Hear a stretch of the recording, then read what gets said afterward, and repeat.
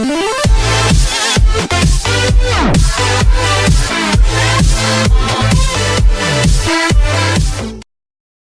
a meaningless game to conclude a wretched, Eli Manning shows his value. East Rutherford, NJ. There was a glaze of ice over everything, a cold slippery sheen that made it hard to get a purchase, and invited benumbed feet to quit trying. Only a few durable souls tailgated in the parking lot, hunched over grills that poured out smoke along with breath vapor, and a gusting wind blew it around and seemed to suggest everyone should just go home. Inside MetLife Stadium, two hopeless teams played a pointless game.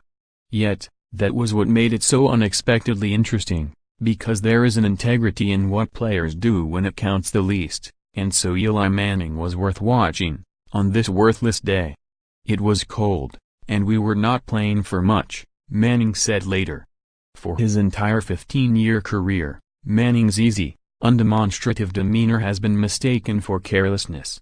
It has subtly undermined him, made it harder for his critics to value him on his best days despite his 2 Super Bowl victories, and made it easy to denigrate him on his bad ones, of which this was one.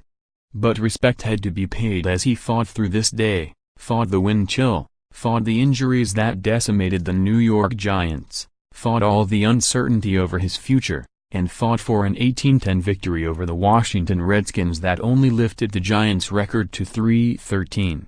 When it was over, and he was jogging off the field, after completing just 10 of his 28 passes for 132 yards, a faint noise came from that thin shivering crowd. They were chanting his name. "It's probably been my toughest year of football," he said.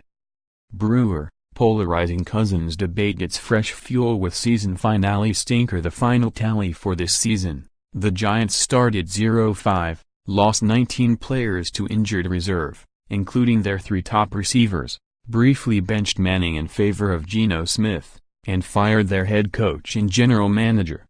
They ranked 2nd in the league in dropped passes, and 31st in offense and 32nd in total defense. Manning absorbed it all, as he usually does, with those slouching shoulders and that falling, self-effacing voice, and kept coming back for more with that easy temperament of his. Which was why after it was all over, interim head coach Steve Spagnuolo waited on the field to catch him as he jogged off, and hugged him for a long moment. "We've both been through a lot and none more so than him with this season, but he never changed," Spagnuolo said. "He's had the highest of highs and this was certainly very, very low, but he's a tremendous competitor and I appreciate him greatly." Steinberg, 27 Things I Hated About the Redskins' Loss to the Giants. If there's a silver lining for Manning, it may be that he finally gets some credit for his grit, which is continually underestimated, but which allowed him to start 210 straight games. Over the years his shambling nonchalant-seeming body language has made it easy to misread him. He can seem passive or easily defeated. "I always heard him say Eli doesn't care," his father Archie said once. Eli cares. But Eli doesn't worry. This season, though, there was worry.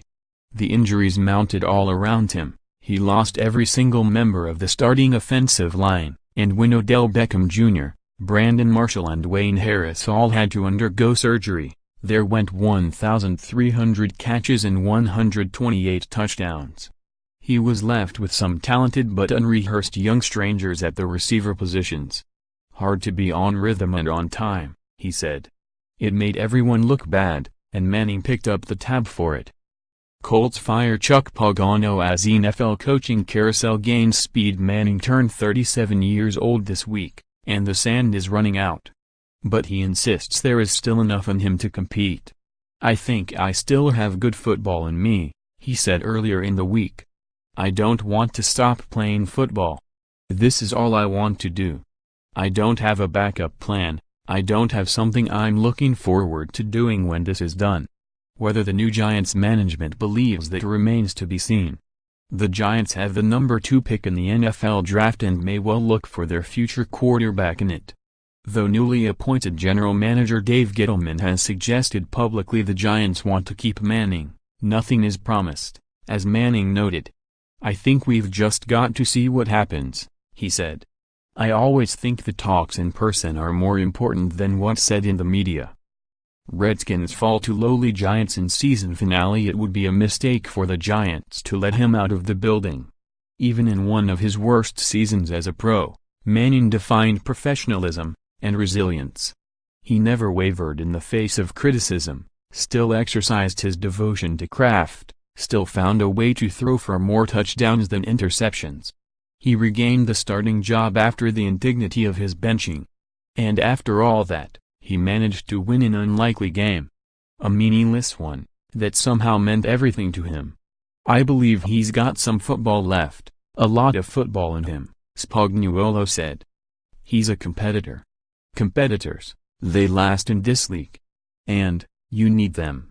More NFL coverage. The Patriots are the AFC's #1 seed, and a return to the Super Bowl feels inevitable. Jets QB Bryce Petty fails to put on helmet before taking field again.